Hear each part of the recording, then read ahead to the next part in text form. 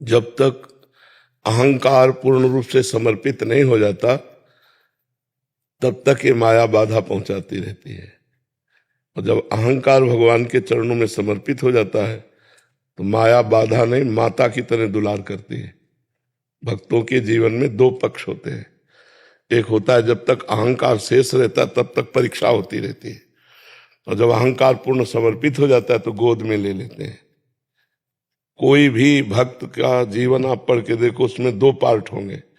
एक होगा उनकी कड़ी परीक्षा और एक होगा उनका फला फूला जीवन, बड़ा आनंदमय जीवन, बड़ा प्रकाशमय जीवन। तो अहंकार जब तक बना रहता है तब तक ये माया फिर प्रश्न करती है। जैसे देवऋषि नारद जी भक्त है, एक बार उनको अहंकार हो मैं काम विजयी हूं, तो भगवान ने रचना रच दी, फिर वो बड़े विचित्र दशा हुई, कथा कई बार सुना चुके हैं। तो जब भक्त के हृदय में अहंकार रहता है तब माया का प्रभाव रहता है, और जहां अहंकार रहित हुआ तो भक्ति ही भक्ति है, माया है नहीं। अहंकार चाहे अभी समर्पित कर दो, चाहे पीट के समर्पित कर देना, समर्पित हुए बिना माया पीटती रहेगी। काम क्रोध लोभ मोह मद मत्सर ये अहंकार में ही आते हैं, अहंकार रहित हृदय में नहीं। तो भक्तों को सताती कहाँ, में बताओ कहाँ सता रही? जी कभी भजन में बहुत मन लगता है, बहुत अच्छे से भजन होता है, मन शांत होता है, फिर धीरे धीरे परिस्थिति बस किसी कारण बस भजन कम होने लगता है। अगर भजन कम हो तो भक्त किस बात का? हमें बात बताओ। हमें सबसे अच्छे प्यारे भगवान लगे और सबसे बड़े भगवान लगे और सबसे महत्वशील भगवान लगे, तो अब हमका कौन सी ऐसी वस्तु व्यक्ति स्थान है जो भगवान से अलग कर दे? कमी हमारी है। हमने भगवान को इतने नीचे स्थान पर रखा है, और भक्त कहलाते हैं अपने को, कि अगर अच्छा भोजन मिल जाए तो भगवान को छोड़ देंगे। अगर हम भोजन में रुचि पूर्वक पा रहे हैं, भगवान का विस्मरण हो गया तो छोड़ दिया ना। छोटे से किसी घटना में भगवान को छोड़ देंगे, किसी व्यक्ति से बात करने में भगवान को छोड़ देंगे, तो हमने भगवान को पकड़ा कहां है? त्रिभुवन की राज्य लक्ष्मी देने पर भी जो आधे पल के लिए भगवान को ना भूले उसे भगवत भक्त कहते हैं। त्रिभुवन की राज्य, तो अभी भक्त कहां हुए? ये हमारी मना स्थिति है कि हम भगवान को बहुत नीचे स्थान पे रखें। अब हमें बताओ, इस बात को चिंतन करके बताओ। कोई व्यक्ति मिला, उससे बात के भगवान को भूल गए, तो व्यक्ति श्रेष्ठ हो गया ना, भगवान हल्के हो गए ना। भोजन अच्छा मिला, भगवान को भूल गए, भोजन श्रेष्ठ हुआ ना, भगवान हल्के हो गए ना, भगवान उससे नीचे हो गए ना। कुछ रुपया पैसा लेन देन खान पान भोग सुख सामग्री, जब ब्रह्मादिक के भोग सब विश्वम लागत ताई, नारायण ब्रजचंद की लगन लगी है जाए। त्रिभुवन का कोई भोग कोई सुख भगवान का विस्मरण ना कराए तो उसे भक्त कहते हैं। अब बोलो ऐसे भक्त पर क्या परेशानी है? महाराज जी गृहस्थ जीवन में अगर किसी भोजन बनाते वक्त या अतिथि के आ जाने पर, गोपियों को जानते हो क्यों महापुरुष कहा गया? गोपियों को बड़े बड़े संत बड़े बड़े परमहंस उनकी चरण वंदना, कि वो हर कार्य में भगवान का स्मरण करती थी। हम रोटी बना रहे, कृष्ण कृष्ण कृष्ण कृष्ण राधा राधा राधा राधा राधा, क्या परेशानी? हम परोस रहे, सामने भगवान देख रहे हैं, अपने रिश्तेदार अपने अतिथि अपने परिवारजनों को बड़े प्यार से पवा रहे, प्रभु इस रूप में पा रहे, राधा अंदर चल रहा, क्या परेशानी? मातृ बुद्धि ना होने के कारण। महाराज जी अभी ऐप में जैसे रिमाइंडर आ गया 15 मिनट पे, तो महाराज जी अगर 15 मिनट, ये क्या होता है? राधा नाम का रिमाइंडर लगा दे कि जैसे आप कहते हैं ना 5-5 मिनट में नाम जप करें, तो खत्म होगा। ऐप में हमने वो डाल दिया है। अच्छा। महाराज जी आपकी आवाज में वो राधा वल्लभ श्री हरिवंश हर 15 मिनट, हाँ, तो वो जुड़े रहे। अगर हमारी एक इंद्री जुड़ी ना, श्रवण इंद्री, तो भी हम जुड़े हैं, प्रभु से जुड़े हैं, और ये निरंतरता चलती रहेगी तो कोई माया नहीं। महाराज जी पूरा प्रयास करते कि बस अभी नाम जप ही करना, नाम जप करना, कि हाँ हर श्वास के साथ में नाम जप करना है। देखो बच्चा, हम समझ रहे हैं तुम्हारी बात, क्योंकि ये प्रश्न तुम्हारा नहीं, लाखों का प्रश्न है। ये लाखों का प्रश्न है कि हम प्रयास करते हैं लेकिन असफल रहते हैं। क्यों? क्योंकि अभी नाम में हमारी उतनी मातृ बुद्धि नहीं है बच्चा। हमारी जो भोगों में मातृ बुद्धि है, हम जहां छूट दे देते हैं, जहां सुख बुद्धि कर लेते हैं, वहां हमारा मन जाएगा, और जहां बिल्कुल कि नहीं तो आज तक नहीं गया। नहीं तो चिंतन कैसे हो गया? चिंतन ही नहीं होगा। तो हमारा महत्व बुद्धि भगवान में भजन में उतनी नहीं है, इसीलिए हमारा मन, प्रयास हम करते हैं लेकिन जहां जहां सुख बुद्धि है वहां वहां मन जाता है, तत्काल अपहरण कर लेता है। तो हमें लगता है कि हम धीरे धीरे अभ्यास बढ़ाते रहें तो हमारा मन भोगों से, जब तक भगवान को हम महान नहीं मानेंगे तब तक निरंतर भजन नहीं होगा। तो ऐसे ही हमारा जो मन, हम कहते हैं कि हम बहुत प्रयास किए भजन का लेकिन हम निरंतरता नहीं ला रहे, उसका कारण है हमारे मन में और सुख कोई है जो भगवान से बड़ा है। ढूंढ लो आप अंदर। नहीं, भगवान से बड़ा सुख जिस समय कोई नहीं रहेगा उस समय भजन धुआंधार चलेगा। जैसे कामी नारी प्यारी जिम, लोभी जिम प्रिय दाम, तिम रघुनाथ निरंतर प्रिय लागो मोहि राम। अभी भगवान प्रिय नहीं लग रहे, नहीं तो भजन तो रात दिन अपने आप चलता है, अपने आप होने लगेगा। आपने शरीर का कब भजन किया और शरीर को कब भूले, दोनों बातें मैं बता दूं।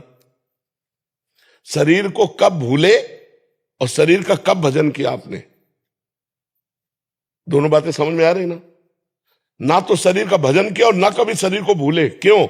क्योंकि शरीर को प्यार करते हो आप मैं मानकर, बस ऐसे ही भगवान को प्यार कर लो मेरे, तो कभी भूलोगे नहीं, कभी नहीं भूलोगे। जैसे हम सो के उठे फिर हमें समझना पड़े कि मैं कौन हूं, मैं पुरुष हूं, मैं स्त्री हूं, मैं कहां हूं, ऐसा कुछ नहीं। उठे अपने कार्य में लग गए, क्यों? भूले ही नहीं ना। लेकिन भगवान को भूल जाते हैं यार, आधा घंटा से भगवान को भूल गए। क्यों? क्योंकि भगवान अभी शरीर के बराबर प्रिय नहीं है, अभी भोगों के बराबर प्रिय नहीं। ये खूब अंदर की मनन की भी बात हम आपको बता रहे, लिखी पढ़ी बात नहीं।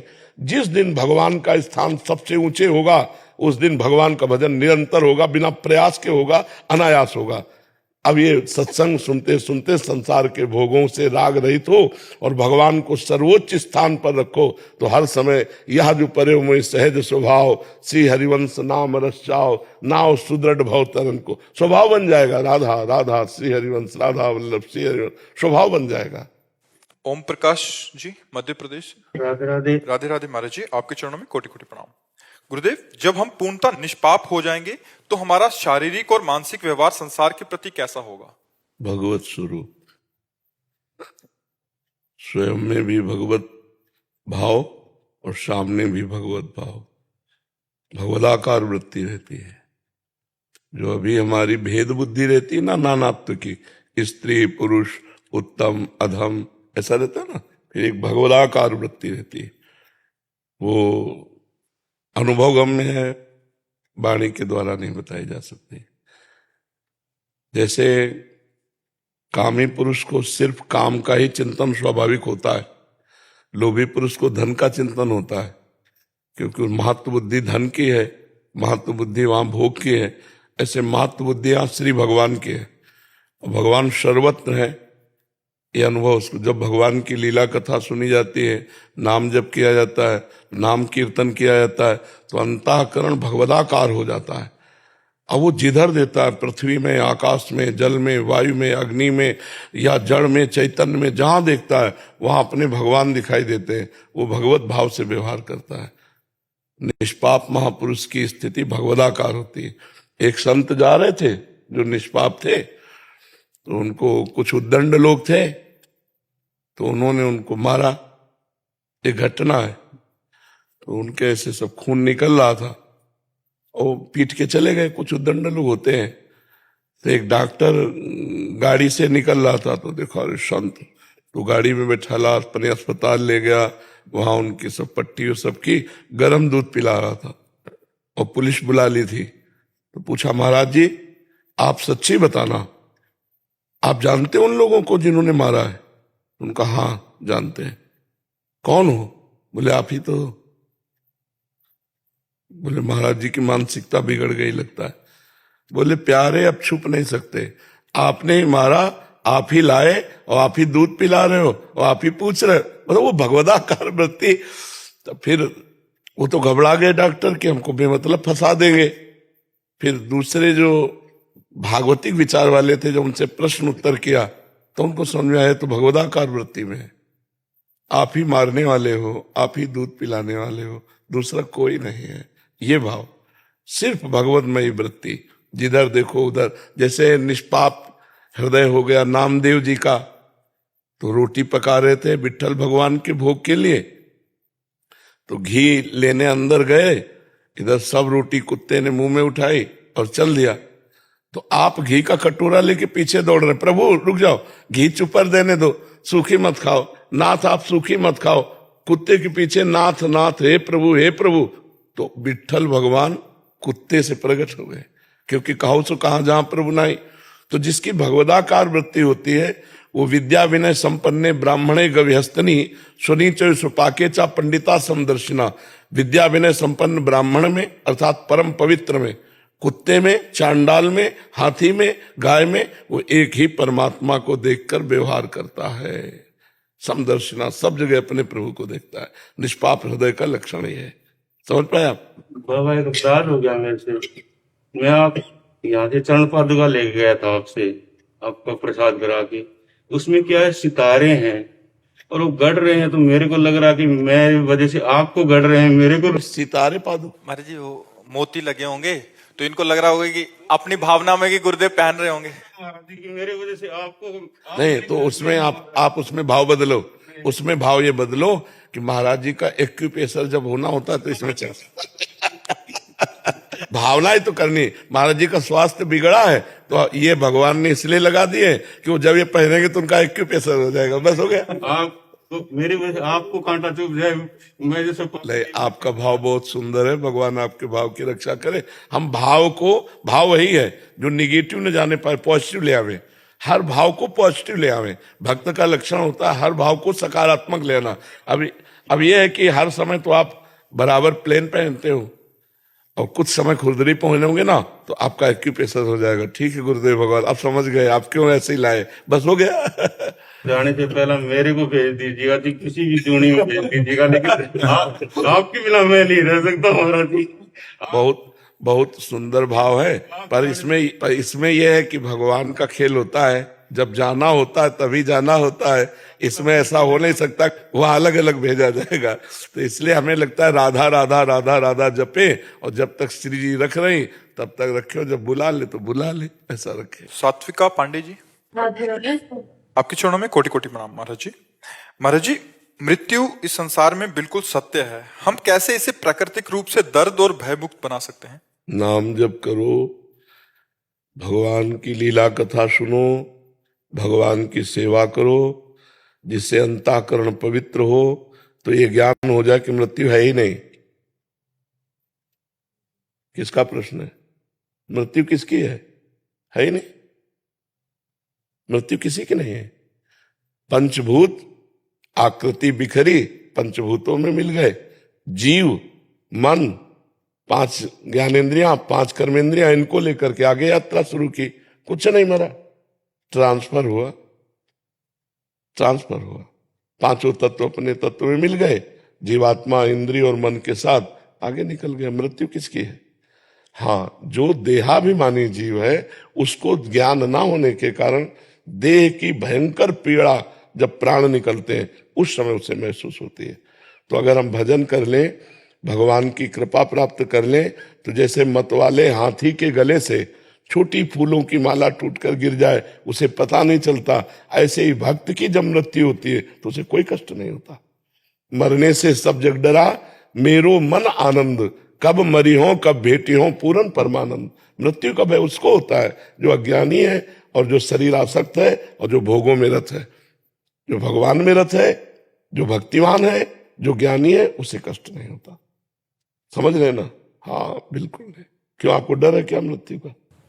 महाराज जी, जैसे हमारा शरीर है, जब एक चींटी काटते हैं तो हमें शरीर में ही दर्द होता है, तो इसीलिए वैसे ही मृत्यु। क्योंकि शरीर में आसक्त हो। देखो बच्चा, जैसे हम इस कपड़े में आसक्त हो और कोई इसे जरा सा फाड़े तो मुझे दर्द होगा ना? क्या मैं ये हूं क्या? नहीं ना। जिसमें आसक्त हो गया हूं, जैसे अभी हमें घटना सुनाई दे कि मथुरा में एक्सीडेंट हुआ, 5 लोग मरे, तो अपने लोग कहेंगे ना क्यों डिस्टर्ब करते हो, सत्संग चल रहा है, बेमतलब की बात करते हो। बोले नहीं, उसमें तुम्हारे मौसिया थे। अच्छा, अब आ गए, क्योंकि तुम्हारा कोई था, अब हवा निकल गई, अब दिमाग खराब हो जाएगा। हमारा जहां कहीं भी दुख का लेस भी है वो संबंध से है, और शरीर को संबंध क्या मैं ही मान लिया? अब इस अज्ञान को हटाए बिना कष्ट तो लगेगा ही नहीं, तो कष्ट तो इस शरीर को भी है। दोनों किडनी फेल है, हर नस नाड़ी पीड़ा दे रही है, लेकिन आपको लग रहा है कि मैं परेशान हूं। क्यों? क्योंकि शरीर में कष्ट है और मैं प्रभु में हूं, तो बड़ा अंतराय है। कष्ट होते हुए भी नहीं है क्योंकि प्रभु में हूं। अब शरीर में होते तो अस्पताल में पड़े होते, प्रवचन थोड़ी कर रहे होते। तो अगर हम भगवान की भक्ति करें, भगवान के द्वारा प्रदत्त कृपा और ज्ञान में रहे, तो शरीर के आए हुए कष्टों को हम सह सकते हैं। एक दवा में इतना पावर है कि यहां इंजेक्शन लगा दो, यहां काटे, तो मैं देखते हुए भी परेशान नहीं होऊंगा, क्योंकि एक दवा ने मेरी त्वगेंद्री को शून्य कर दिया। तो क्या भगवान में इतनी ताकत नहीं? क्या भगवान नाम में इतनी ताकत नहीं जिन्होंने दवाओं में ताकत दी है कि हम उनका नाम जप कर रहे हैं, भारी से भारी कष्ट है पर हम विचलित नहीं है क्योंकि भगवान हम पर कृपा किए। तो हम इसीलिए कहा भक्तिमान हो या ज्ञानी, दो ही मृत्यु पर विजय प्राप्त कर सकते हैं, अन्यथा सबको पिसना होता है। चलती चक्की देख के दिया कबीरा रोए और दो पाटन के बीच में साबित बचा न कोई। तो चलती चक्की देख के दिया कमाल ठठाए और आए सहारे कील के तो बाल न बाका जाए। पूरी चक्की चलती है, उस दाने का बाल बाका नहीं होता जो कील के समीप सरक गया, वो समूचे बना रहता है। कील कौन है? संसार रूपी चक्की के भगवान।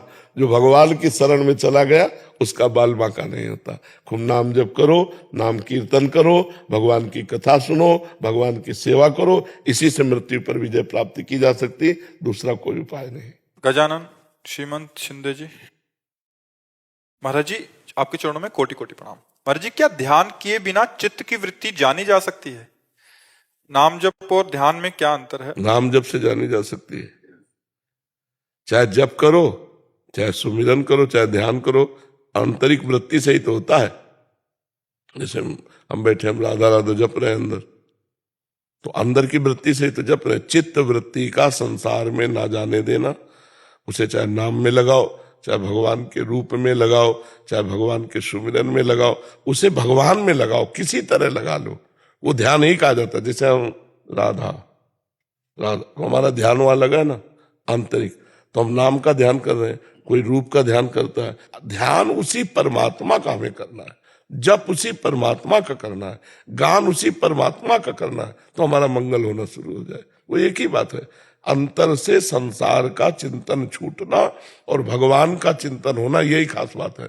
वो चाहे जिस रूप में हो, खास बात यह कि किसी भी रूप में हो। मान लो भगवान की कोई बात सोच रहे हो आप, लीला की, भगवान के रूप का चिंतन कर रहे हो, भगवान की सेवा का चिंतन कर रहे हो, ये सब वही चिंतन है, परमात्मा चिंतन ही है, ये ध्यान नहीं माना जाएगा। गुरु जी, जैसे सिखाया जाता है कि सांसों को ध्यान रखने का या शरीर को पूरा इसको ध्यान देने का। भैया इसके ध्यान को छोड़ना है, खास बात समझो। ये प्रारंभ में बताई जाती है कि सांस ऊपर जा रही, सांस नीचे जा रही, इसके साथ नाम चलाओ, मंत्र चलाओ, केवल सांस ध्यान से कोई मतलब नहीं होगा। सांस तो आई जा रही है, ऊपर गए कितने नाम जप किए, नीचे छोड़ा कितने नाम जप किए, खास बात यह है। भगवत चिंतन खास बात है, भगवत चिंतन हो रहा सब सार्थक है, और ऐसे बैठे रहो भगवत चिंतन न तो किसी काम का नहीं, ठूंठ का ठूंठ है। भगवत चिंतन खास बात है, भगवत चिंतन हमारा लक्ष्य समझो। अगर सत्य चिंतन हो रहा, परमात्मा चिंतन हो रहा, भगवत चिंतन, तो आप खड़े हो तो आप बढ़िया हो। ठाड़े बैठे परे उताना, कबीर काहे हम राहे ठिकाना। ठिकाना अर्थात परमात्मा चिंतन, हमारा परमात्मा चिंतन होना चाहिए। समझ रहे आप? ये सब बाहरी बातें हैं, कुछ नहीं। क्या होगा, मरोगे तो क्या होगा? श्वास चिंतन हो रहा था, परमात्मा चिंतन हो रहा था क्या? हमारी सदगति परमात्मा चिंतन से होनी कि श्वास चिंतन से होनी? श्वास का चिंतन करने को इसलिए कहा जाता है तुम्हारा मन एकाग्र हो। अब श्वास में क्या चिंतन कर रहे हो, इस पर ध्यान दिया? सांस में चिंतन ये हो रहा है कि जानकारी पा रहा हूँ। जब मैं, किसकी जानकारी? मेरा स्वभाव अगर चिड़चिड़ा हो जाता है, कोई गुस्सा आ जाता है, सांसें बढ़ जाती है, और वही। ये कुछ नहीं है यार, कुछ नहीं है। तुम सांसों की बात, 1400 वर्ष का चांगदेव योगी था जो ज्ञानदेव जी के समीप गया। तुम तो श्वास है केवल गिनने की बात करो, उसने मृत्यु के समय समाधि लगा के पार कर दिया मृत्यु के समय। 1400 वर्ष का ज्ञानदेव जी ने यही कहा, तो कोरा है अभी, 1400 वर्ष का है लेकिन कोरा है अभी, परमार्थ में बच्चा है, तो किसी काम का नहीं। हम जो कह रहे हैं उसको बात समझो। राम कृष्ण हरि, जय जय राम कृष्ण हरि। भगवान का नाम कीर्तन, भगवान का नाम जप, भगवान की गुण लीला श्रवण, भगवान का चिंतन, यही सार्थक है, सब बेकार है। जोग कुजोग ज्ञान अज्ञानु जहां नहीं राम प्रेम प्रधानु। भगवान का प्रेम प्रधान चित्त वृत्ति नहीं तो सब बेकार हो गया। सब खास बात है भगवान का चिंतन। आराम से बैठ जाओ, श्वास प्रश्वास का चिंतन, उसमें भगवान का नाम चिंतन, तो बढ़िया जीवन हो। आप करके देख लो ना, करके देख लो, कोई घाटा थोड़ी लग जाएगा। हाँ, भगवान का चिंतन। उत्तम कुमार द्विवेदी जी। सीताराम महाराज जी।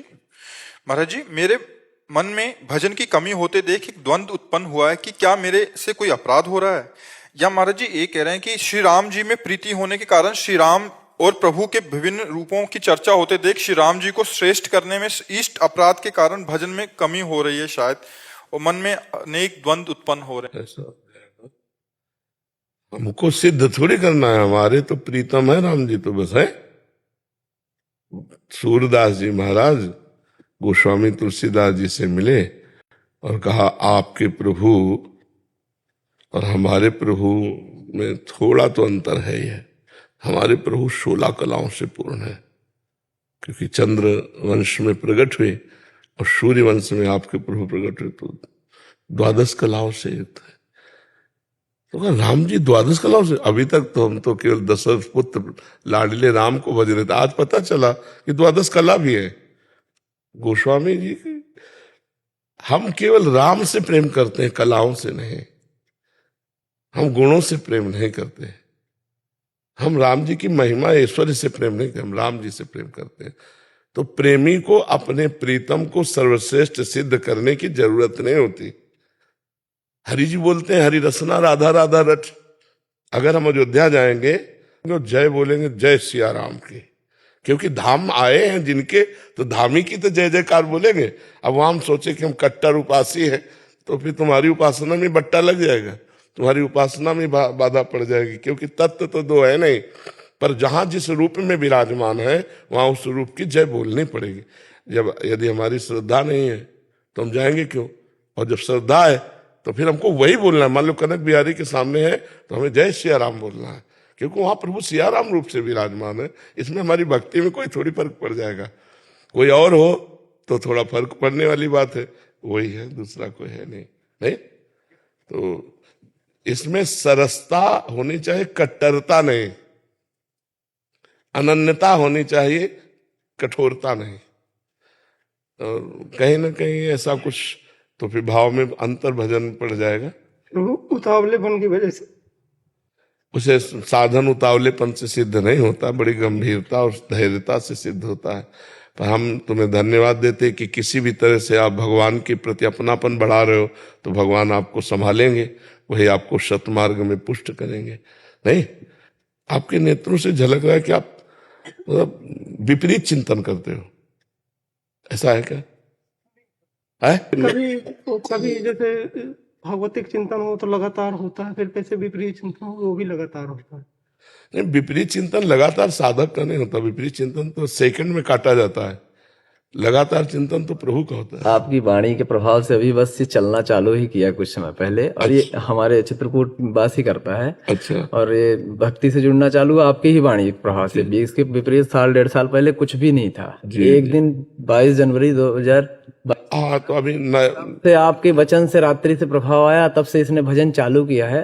और चित्रकूट के निकट इसका जन्म हुआ है, तो वहाँ गांव से तो रहन सहन, तो ये कई बार हमसे चर्चा में, तो हमने कहा चलो महाराज जी के पास, इसीलिए। और आशीर्वाद इनको की भक्ति बड़े। हाँ, बिल्कुल बिल्कुल बिल्कुल बिल्कुल। थोड़ा सा सुलझ जाओ, थोड़ा सा सुलझने की जरूरत है। जड़ चेतन जग जीव जत सकल राम में जान। अब जैसे तुम्हारा नाम कृष्ण हो, हम राम उपासक हैं, तो हम तुम्हें कृष्ण कह के बुलाएंगे कि नहीं बुलाएंगे? ए कृष्ण भैया बुलाएंगे नहीं? ए माधव भाई। तो उसमें हमारे इष्ट में कोई फर्क पड़ गया क्या? हमारी बात समझना। किसी का नाम है राजकुमार, किसी का नाम है श्यामचंद, तो हम जो नाम पुकारते हैं किसी के, उसमें हमारी इष्ट में कोई फर्क पड़ गया क्या? उसका नाम है, उसका नाम उच्चारण कर दिया। तो ये जो आंतरिक द्वंद्व है, ये भक्ति में नहीं होने चाहिए। अगर कोई राधा नाम कीर्तन कर रहा तो हमारे आंसू आ जाने चाहिए। एक बार जा रहे थे यमुना जी के दर्शन करने, और सुबह सुबह रामायण चल रही थी, जनकपुर की बगीचे में उपवन में जब राम जी पुष्प लेने जाते हैं और सियाजू पधारती, तो जो रामजू का पहला दर्शन सियाजू और सियाजू का पहला दर्शन रामजू, उस समय जो स्थिति होती दोनों की, प्रिया प्रीतम की, सिया राम जी की, और बैठ गए, चलना नहीं हुआ, मतलब हिम्मत नहीं हुई कि मैं चल पाऊं। एक वृक्ष की चबूतरा था, वहीं बैठ गए बस उसी चिंतन में। वही प्रिया जो है, वही सिया जो है, वही श्याम जो है, वही राम जो है। लीला में भगवान अलग अलग, अवधपुरी में लीला की, यहाँ मथुरा वृंदावन में लीला की। प्रभु तो वही हमारे ही है ना, जब गौर से नेत्रों में देखो तो वही नजर आते हैं, कोई दूसरे थोड़ी होते हैं। महाराज जी, ये हम सब साधकों के लिए भी बहुत महत्वपूर्ण प्रश्न है। कभी कभी क्या अपनी उपासना, अपने सांप्रदायिक जो एक हमें वो मिला है, हम उसको श्रेष्ठ करने के लिए दूसरों की निंदा? नहीं नहीं, बिल्कुल हानि हो जाएगी। अपनी उपासना से हाथ धो बैठोगे। अगर निंदा कर दी या किसी को नीचा समझा तो आपकी उपासना चली जाएगी। कट्टरता में भी कभी कभी नहीं, कट्टरता तो आनी नहीं चाहिए, अनन्यता आनी चाहिए, सरसता आनी चाहिए। जब आपको आपकी प्रियता के लिए हम बोलेंगे, जैसे आपको कि मुझे रसगुल्ला पसंद है और हम आपका स्वागत करना चाहते हैं, तो हम रसगुल्ले ला के देंगे ना। आप हमसे कहो महाराज जी आप सियाराम बोल दो, तो सियाराम सियाराम सियाराम। लेकिन अब हमसे जैसे अभ्यास वसात आप कहो तो हम कहेंगे राधा राधा राधा, क्योंकि हमारा अभ्यास हुआ, हमारा चिंतन ही नहीं है, हमारा अभ्यास वो कार्य कर रहा है। अगर आप कहो कि आप सियाराम नहीं बोले, नहीं सियाराम सियाराम आप बोलो, हमारा कोई उसमें द्वेष नहीं, कोई कट्टरता नहीं, अपनी एक अभ्यास वृत्ति होती है, उसमें ऐसा नहीं। और हमारे को ये पता है कि मेरे ही प्रभु सब रूप में है, मेरे प्रभु किसी व किसी की सत्ता ही नहीं है। तो ये कह देना कि किसी का संप्रदाय या किसी की उपासना या किसी का नाम छोटा है, नहीं, हमारे लिए हमारी गुरु प्रदत्त उपासना श्रेष्ठ है, आपके लिए आपकी गुरु प्रदत्त उपासना श्रेष्ठ है, आपके लिए आपकी गुरु प्रदत्त उपासना। साधक को ऐसी संगोष्ठी जहां ऐसा विरोधाभास हो? नहीं नहीं, हम तो कह रहे ऐसी संगोष्ठी में जहां ये प्रमाणित किया जाए कि इष्ट सबके एक है, और ऐसी में ना जाए। नहीं, ऐसी संगोष्ठी में नहीं जाना चाहिए, नहीं तो भेदभाव बढ़ता है, अपने भजन में भी हानि होती, बहुत बड़ी हानि होती। तभी लिखा है इष्ट मिले और मन मिले, मिले भजन रस रीति, तहां निसंक होए मिलिए, तासो कीजिए प्रीति। जब हमारा इष्टाकार वृत्ति मिले और हमारी रस रीति भजन की मिले और हमारा मन मिले, तीन बातें मिले, तब हमें सत्संग करना चाहिए, नहीं तो बाधा पड़ जाएगी। बहुत लोग ऐसे हैं जो अध्यात्म की ऊंचाई को छुआ नहीं है, केवल शास्त्र पढ़ करके तर्क वितर्क आदि जो करते हैं, वो बड़ा मतलब हानिकारक होता है साधकों के लिए, क्योंकि उनको तो भगवत प्राप्ति से मतलब है नहीं, जो भगवत प्राप्ति करने वाला उसमें बाधा पड़ जाएगी। हरिराम व्यास जी यहाँ वृंदावन में कि कबीरदास जी निर्गुणिया संत हैं, वो नित्य विहार वृंदावन प्रिया प्रीतम के प्रेम रस, भजन बंद हो गया उनका, भजन बंद हो गया। और हरिवंश महाप्रभु उनके गुरुदेव तो गए और कहा महाराज जी लीला बंद हो गई भजन, तो उन सीधे कहा किसी प्रभु के लाड़िले का अपराध बन गया। तो उनका वैष्णव अपराध तो बहुत सावधान रहते हैं ना वैष्णव जन की, भजन को बचाते हैं, कहीं कोई अपराध न, उनका ऐसा तो कोई अपराध नहीं, बोले बिना वैष्णव अपराध के ऐसा नहीं होता। उन्होंने तुरंत ध्यान आया उनका, कबीरदास जी के लिए ऐसा सत्संग में बोला कि वो निर्गुणिया संत हैं, प्रिया प्रीतम के नित्य विहार, बोले बस उसी से अब, तो बोले जाओ यमुना किनारे गए और कबीरदास जी का स्तवन किया, कली में साचो भक्त कबीर पद की रचना की, तो यमुना की धारा से कबीरदास जी प्रकट हो गए और फिर उनके संशय को दूर किया। तो किसी संत भक्त का अगर दिल दुख जाए तुम्हारी बात से, तो तुम्हारे भगवान में प्रीति जो हो रही तुम्हारी, वो रुक जाएगी, क्योंकि वही भगवान है, 100-200 भगवान थोड़ी है, सब में प्रभु समान भाव से विराजमान है। इंदु सारस्वत जी। राधा वल्लभ। महाराज जी राधे राधे। महाराज जी, मोक्ष के बाद क्या आनंद है इसकी जानकारी नहीं है, कह रहे कर्म और ईश्वर भक्ति में ही आनंद आता है, ये गलत है क्या? मतलब अभी भक्ति और अपना जो कर्म कर रहे हैं उसी में आनंद आ रहा है, मोक्ष के बाद क्या आनंद है वो तो अभी भक्ति का भी आनंद नहीं आया ना, अभी भक्ति का भी आनंद, आनंद तो एक अलौकिक वस्तु है, वो जब आ जाता है तो अभी उस आनंद की चाह में नारायण हरि भजन में पांचों न सुहात, विषय भोग, निद्रा, हंसी, जगत प्रीति, बहुबात, ये 5 चीजें पहले नष्ट हो जाती हैं आनंद आने के पहले। उसे विषय भोग कोई भी संसार का अच्छा नहीं लगता, नींद आना कम हो जाता है, भोजन अच्छा नहीं लगता, हंसी मजाक अच्छी नहीं लगती, संसार की प्रीति रिश्ते नाते अच्छे नहीं लगते, नहीं खान पान ते भावे है, नहीं कोमल वसन सुहावे है, सब विषय लगे ते खा रहा है, हरियासिक का मग्न आ रहा है, अभी आनंद कहाँ है? जी संसार में तो ये पांचों चीजें मिले तब आनंद माना जाता हाँ भगवदानंद, तभी तो का मोक्ष सुख, और मोक्ष सुख के आगे का सुख। तो ये सब ऐसे ही हैं जैसे ककाहरा ना आता हो, हम पीएचडी की बात करें तो आप समझना, परमार्थ का, अध्यात्म का अभी हमारे हृदय में कोई ज्ञान तो है नहीं, अभी अध्यात्म की कोई स्थितियां तो है नहीं, और मोक्ष ज्ञान की चरम अवस्था है और प्रेम भक्ति की चरम अवस्था है। तो हम चरम अवस्था को प्राप्त करने की जिज्ञासा रखें। उस आनंद को प्राप्त करने के लिए पहले जीवन को भूलना होगा। जहां आप सुख ले रहे हो इसी जीवन को भूलना होगा। ना आप स्त्री हो, ना आप पुरुष हो, ना आपके कोई कर्म है, ना आपका कोई धर्म है, आप परमात्मा स्वरूप है, तब मोक्ष की तरफ बढ़ेंगे। और इसी से जब भगवान के प्रेम की तरफ बढ़ेंगे तब एक अद्भुत आनंद आएगा। अभी तो हम सही पूछो ईमानदारी से तो हम शरीर सुख में हैं, तो इसे आनंद नहीं कहते हैं। अभी तो हमारे अंदर 5 कोश है, अन्नमय कोश, मनोमय कोश, प्राणमय कोश, आनंदमय कोश, विज्ञानमय कोश। अभी आनंद इसी कोश का आ रहा है। अभी आनंद सिंधु से आनंद नहीं आ रहा। जब वो स्रोत खुलेगा आनंद सिंधु का तो फिर ब्रह्मादिक के भोग सब विषम लागत ताई, नारायण ब्रज चंद की लगन लगी है जाए। नेत्रों का रंग बदल जाएगा, चेहरे की स्थिति बदल जाएगी। एक दृष्टि में पता, जैसे पीलिया रोगी नहीं होता अपने आप एक दृष्टि में पता चल जाता है कि पीलिया रोग, ऐसे भगवत आध्यात्मिक स्थिति वाले की एक दृष्टि में पता चल जाता है कि आप कहाँ हैं, आपकी स्थिति क्या है। तो मुझे लगता है नाम चलाओ, पहले अधिक समय नाम चलो, और उठते बैठते खाते पीते रसोई बनाते परिवार की सेवा करते हुए नाम जपने का अभ्यास करो। और सब में भगवान देखो, अपने पति में, अपने पुत्र में, अपने परिवार में, अपने नौकर चाकर में, सब जगह भगवान को देखकर व्यवहार करो। धीरे धीरे पहले भक्ति का रंग आवे, तब फिर ज्ञान, वैराग्य, प्रेम, ब्रह्मबोध, मोक्ष जो चाहोगे सब प्राप्त हो जाएगा। पर पहले शुरुआत करें। हम पहली सीढ़ी से चले तो हम ऊपर छत तक पहुंच सकते हैं, और अगर वो सीधे छलांग लगाना चाहे तो हम गिर जाएंगे, नहीं गिर जाएंगे। तो हमें नाम जप करें और सब में हम भक्ति भाव रखें, सब में भगवत भाव करें। बिना भगवान को अर्पित किए जल भी ना पिए। तो हम थोड़ा भागवतिक नियम में तो आए। आध्यात्मिक अलग वस्तु है ना, उसका जब तक ज्ञान नहीं होगा तब तक बात नहीं बनेगी। महाराज सब में भाव नहीं हो पाता कि सब भगवान स्वरूप हैं। हमारे पास भजन की कमी, इसलिए भाव की कमी है। भजन हो जाए ना तो फिर भगवान को भी खरीदने की ताकत आ जाएगी। सुमिर पवन सुत पावन नामू, अपने बस करी राखे रामू। भगवान को, अजित को जीत लिया भजनानंदियों ने। खूब नाम जप करो, इसके लिए कोई पैसा थोड़ी लगता है। राधा राधा राधा, फिर भाव बनता चला।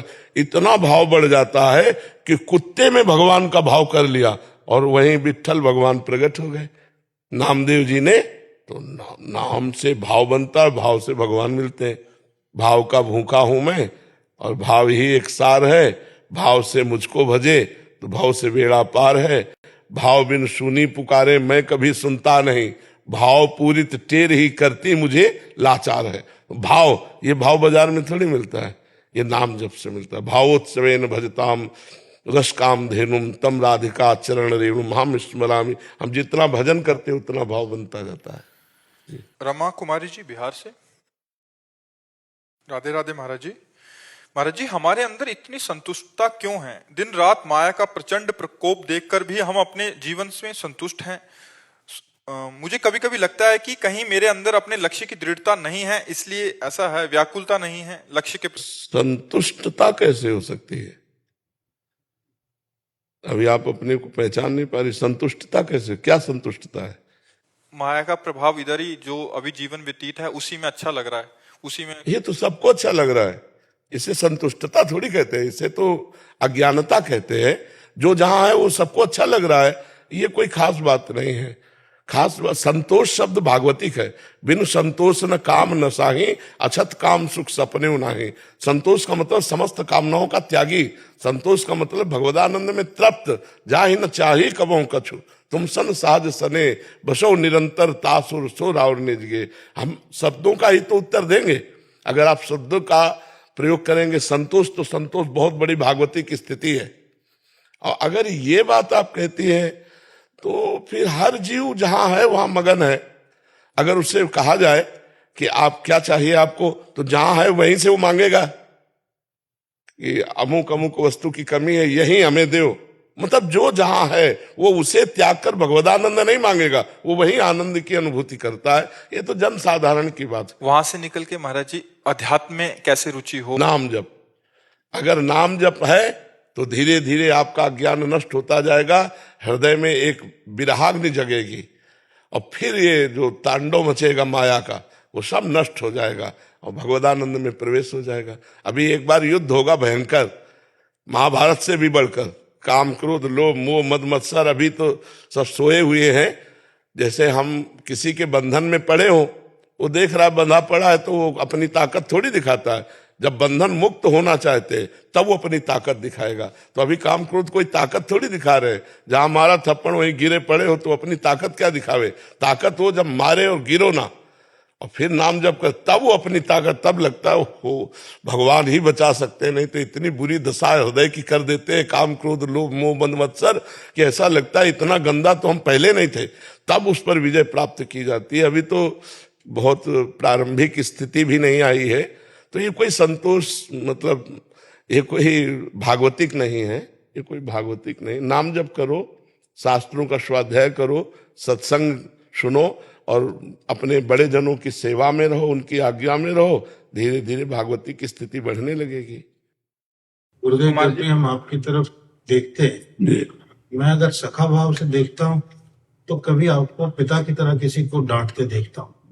जब पिता की तरह देखता हूँ तो आप गुरु की तरह शिक्षा देते नजर आते। जब गुरु भाव से देखता हूँ तो साक्षात श्री कृष्ण नजर आते। अब भाव है आपका, समझ नहीं आती कि किस तरफ चले। आप जिधर देखते हैं आप उधर आप ही खड़े नजर आते हैं।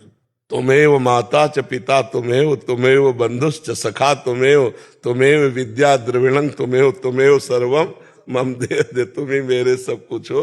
बस यही भाव कर लिया जाता, अच्छा हो जाएगा। दीपक प्रिया अग्रवाल जी, हैदराबाद से। राधे राधे। श्री हरिवंश महाराज जी, घर पर हो या बाहर, जब भी कोई कटु शब्द बोल देता है तो मन विचलित हो जाता है। कृपया करके तब मन को शांत कैसे रखें, ऐसा कोई गुरु मंत्र बताइए। गुरु मंत्र है कि अगर थप्पड़ लगे वो अच्छा, या कोई गाली दे दे वो अच्छा। मान लो पीटे और एक आदमी गाली दे दे तो पसंद क्या करोगे? गाली। दो बातें रखा है तो लगाएगा कि यार क्यों हमें छुए, क्यों हमें पीटे, दो शब्द तू कड़ुए बोल दे।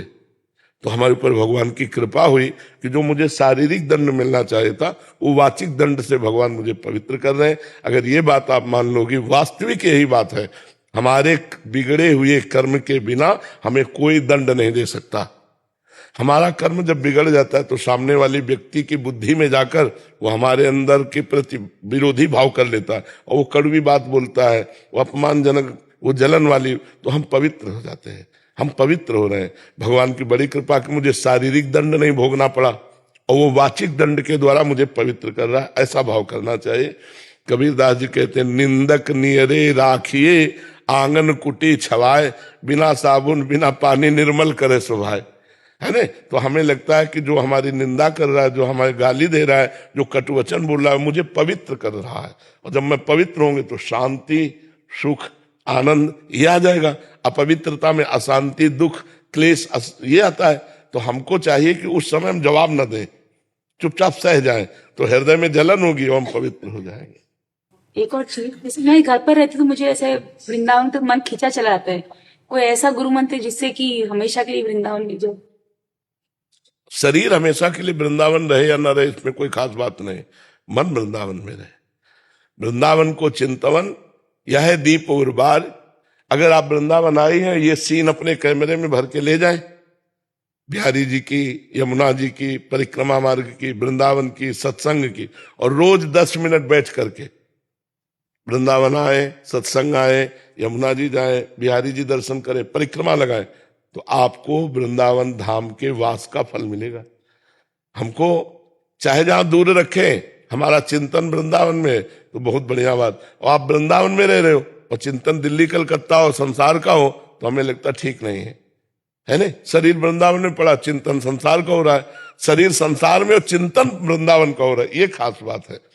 वो आप एकाग्रता पूर्वक देख लीजिए, हर व्यक्ति को, हर समाज को आप अपने कैमरे में भर सकते हैं। अब एक बार हम देख लें कि इनमें से सबको पहचानना है, तो 10 साल बाद मिलोगे तो हम तुम्हें बता देंगे कि हाँ एक बार आए थे एकांतिक में। और एक है डिलीट, कि अब जैसे हम डिलीट वाला ही रखते हैं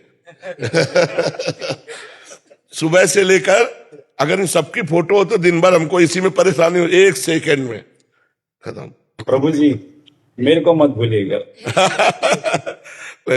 गुरुदेव, एक चीज का एहसास किया जब आप सुबह दर्शन के लिए, हम लोगों को दर्शन देने के लिए निकलते हैं, कहीं भी किसी भी कोने में खड़े हो, हम तो आपको दर्शन कर लेते हैं, आप भी कर लेते हैं। हाँ, सबको देखेंगे, सबको देखेंगे। कोशिश रखते हैं कि ये घंटों से ठंडी में खड़े हैं या गर्मी में खड़े हैं, तो एक बार दृष्टि में दृष्टि तो मिल जाए, तो वो हाथ जोड़े ना जोड़े हम जय श्री राधे महाराज जी। महाराज जी, मैं जितना भजन करने का आपकी कृपा से, आपके बल से प्रयास कर रही हूँ, उतना ही मुझसे अपराध बन रहे हैं, कृपया मार्गदर्शन करिए। मैं ऐसा कैसे हो सकता है कि हम सतमार्ग में चलना चाहें और मुझसे अपराध बने? इसका हमें बताओ कैसे। देखो बच्चा, हमारी पहले बात समझ लो, मन में बात आना और क्रिया होना, थोड़ा इसमें अंतर है। मन में आ सकता है क्योंकि अभी कोई सिद्ध पुरुष तो हो नहीं गए, तो भजन में बैठेंगे तो हमारे मन में जो गंदी गंदी बातें जमा है वो निकलेंगी। भजन के समय जो गंदी गंदी बातें आती है ना, वो आती नहीं है, वो मन में जो छुपी हुई है वो जा रहे हैं। निर्मल मन जन सो मोहि पावा, तो मन को निर्मल किया जा रहा है, ये बात तो हम मानते हैं। महाराज जी, पहले कह रहे कि महत्व अपराध बन गए हैं और आपके सामने प्रकट करने में असमर्थ हूं। हाँ नहीं, हमें अपराध बताने की जरूरत नहीं, लेकिन हम आपसे ये कह क्या को उल्लंघन किया, व्यभिचार, दोष? कोई बात नहीं बच्चा, मनुष्य शरीर है, सबसे गलती हो जाती है, हमको निराश नहीं होना। जैसे हमको गलती हुई, देखो कितना बड़ा बल तुम्हें अध्यात्म दे रहा है कि तुम स्त्री शरीर होकर सभा में अपनी गलती को स्वीकार कर रहे हो, ये बड़ी बहादुरी की बात है। तुम अध्यात्म के पथिक हो, अब तक जो गलती हो गई उसमें भगवान के चरणों का आश्रय लेकर मिट्टी डालो, वो सब नष्ट हो जाएंगे भजन से। अब ये कि अब गलती ना होने पाए, अब ये आगे की बात को सुधारना होगा। देखो, कोई तुम एक भारत में एक ऐसी अकेली नहीं हो कि ये गलती हम सबसे हो रही है, सबसे गलती हो रही है, पर वो क्षमाशील है भगवान, हमारी गलतियों को माता पिता की तरह क्षमा कर देते हैं। एक सुधार हम कर लें, जो गलतियां हमसे हो गई हम कोशिश करें कि आगे हमसे गलती ना हो। आप हो तो ये गलती आप नहीं होंगी। आज की जनरेशन ऐसी हो गई है कि आप आ गए हो ना तो सब ठीक हो जाएगा। हाँ, हमें कोशिश यही है, प्रार्थना यही। और हम आपको सही बताएं, हम जो एकांत में भजन करते हैं ना, तो हम वो सब देते हैं कि सबका मंगल हो, सबको आनंद।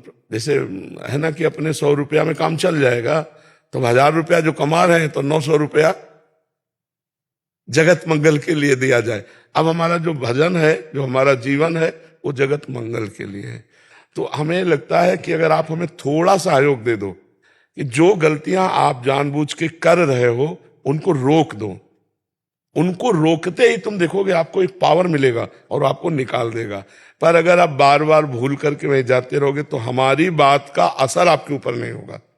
आप सुनोगे तो यहां तो असर होगा, लेकिन जहां फिर आप उस गलत क्षेत्र में पहुंचे, वो गलत क्षेत्र आपको डाउन करेगा, और जब डाउन करेगा तो आपको हमारी बात या तो अच्छी नहीं लगने लगेगी या तो सुनना नहीं चाहोगी। ऐसा स्वभाव बन जाएगा कि रहने दो, जब हम चल ही नहीं पा रहे तो हम सुन के क्या करें, बेकार का जलन। स्थिति आ गई थी, पर मैंने आपकी बात याद रखी, चाहे मेरी सर्वनाश की स्थिति आ जाए, पर मैं नाम जब नहीं छोड़ूंगी और ना आपको छोड़ सकती। जी, तो ये ठीक तो हो जाएगा, पर लंबा समय लगेगा। अगर आप सहयोग करो तो आज अभी से हो जाए, अगर आप सहयोग नहीं करोगे तो ठीक तो हो जाएगा, अपने आप आपको घृणा होगी, क्योंकि ये असत है। ना सतो विद्यते भाव, ना भाव विद्यते सता।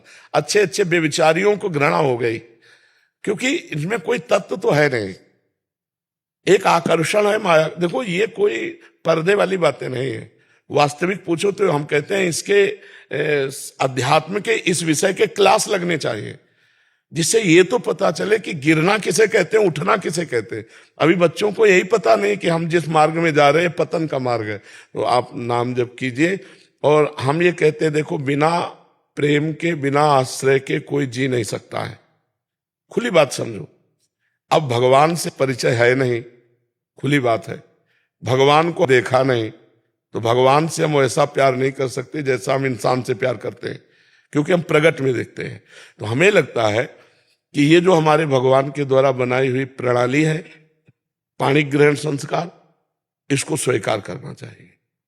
तो हमें लगता है जो हमारे पूर्वजों ने, वो बहुत अच्छा था कि पवित्र बच्ची, पवित्र पाणी ग्रहण संस्कार हो गया और आजीवन एक पुरुष में वो अनुराग किया। ये बड़ा दोषपूर्ण व्यवहार है। मुझे लगता है इसका सुधार करना चाहिए। अनुभव जी, सिकंदरा। राधे राधे जी। जय श्री राधा वल्लभ श्री हरिवंश महाराज जी, आपके चरणों में कोटि कोटि प्रणाम। महाराज जी, ऐसा कौन सा जप करें या कितना करें कि अगला जन्म मुझे वृंदावन धाम में मिले? ये तो श्री जी कर सकती है, इसमें जब तक काम नहीं कर सकता। जिनको वृंदा विपिन है, कृपा तिनय की होए, वृंदावन में तवन तो रहन पाई है सोए। प्रथम यथामति प्रणवों, श्री वृंदावन तिरम्य, श्री राधिका कृपा बिन सबके मन नगम्य। इन बच्चों से पूछो कौन सा तप किया, कौन सा जप किया, और इन्हें आजीवन वृंदावन वास मिल गया। लाडली जो रीझ गई। तो हम अगर वृंदावन वासी बनना चाहें अगले जन्म या इसी जन्म, तो राधा किशोरी से प्रार्थना करें कि मेरे जब तप से तो कुछ होगा नहीं, आप रीझ जाओ, आप प्रसन्न हो जाओ। जैसे सब पे दया करती हो वैसे हम पे भी कृपा कर दो। इस जन्म में या किसी जन्म में मैं वृंदावन वासी बनूं और आपकी उपासना करूं। श्री जी से प्रार्थना करो। लाडली जो बहुत कृपालु हैं, वो हम जैसे अधमों को अखंड वृंदावन वास दे दिया, वो दे देंगे। हमको भी रोना पड़ा है, चिल्ला चिल्ला के रोना पड़ा है।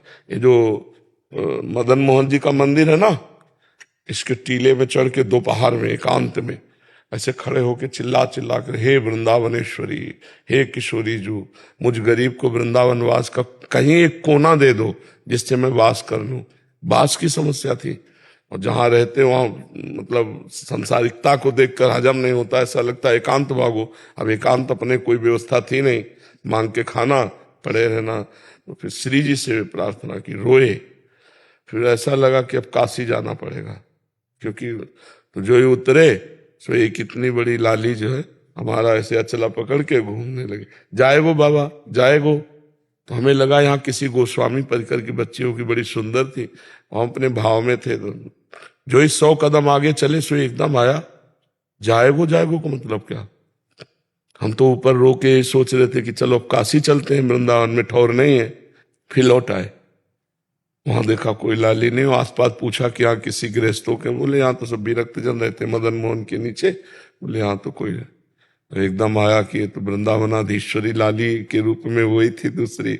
और जो ही हम आश्रम में गए तो वहां एक संत खड़े थे। तो उन्होंने कहा कि तुम्हें संत कॉलोनी के एक संत ने बुलाया है। वो पधार गए, बड़े अच्छे महापुरुष थे। तुम कहा हम तो कभी, उन्होंने देखा होगा आते जाते ऐसे, तुम कहा हम कभी नाम से परिचित नहीं। उनका चलो, तो गए तो वो वहां आश्रम आया करते थे। तो उन्होंने कहा कि महाराज जहां आप रह रहे हो आपके अनुकूल नहीं होगा। कहा हाँ। बोले ये जगह खाली, यहाँ रह जाओ। तुरंत झोला उठा, कैसे एकदम बिना फोन के फोन श्री जी। अब देखो आज कैसी व्यवस्था श्री जी की है। तो वृंदावन की वास की जो वृत्ति है अब आपके अंदर श्री जी ने दी है, तो श्री जी ही इसकी पूर्ति कर सकती। जब तब का साल से मैं हर साल बालाजी जाता था, लेकिन एक मेरे दोस्त के दोस्त थे, उन्होंने कहा कि इस बार गुरु जी के दर्शन करके तब चलेंगे जी। तो 1 महीने पहले मैंने आपके दर्शन करे। उसके बाद में मैं बालाजी महाराज पे गया। 15 साल से मैंने इनके दर्शन करे, लेकिन भाव नहीं आए। लेकिन इस बार आंखों में से आंसू अपने आप वहां पे जाके ऐसे निकले कि ऐसा लगा कि जैसे गुरु जी ने, बालाजी महाराज ने ये बोला अब सही जगह पहुंचा है तुम। और उसके बाद में 3 बार मैंने आपके दर्शन करे। आज मेरे को सौभाग्य मिला कि मैं आपको सामने से देख पा रहा हूँ, सुन पा रहा हूँ। तो आप राधा राधा राधा रटो और प्यारी जो, हाँ, और प्यारी जो से प्रार्थना करो, तो अगला जन्म के इसी जन्म में वास की व्यवस्था कर सकती है। उनकी व्यवस्था, हजारों लोगों को ऐसे व्यवस्था दी है जिनकी कोई व्यवस्था नहीं। आपको हजारों लोग ऐसे मिलेंगे जिनकी कोई व्यवस्था नहीं, और श्री जी ने बहुत बढ़िया व्यवस्था कर दी, बहुत बड़े। देखो जब वृंदावन आए थे तो एक व्यक्ति को नहीं जानते थे, एक पैसा नहीं था, खाने की व्यवस्था नहीं, किसी को जानते नहीं थे। आज देखो उनकी व्यवस्था है। जी जो मुझे लेके आए ना यहाँ पे जी मैं उनसे पहले मिला था, हाँ नशे में ही रहते थे। उनको जैसे देखा तो मैं एकदम शॉक हो गया कि कोई आदमी इतना जल्दी कैसे बदल सकता, सिर्फ आपकी कृपा से। जी जी हाँ, श्री जी की कृपा से सब संभव है, श्री जी की कृपा।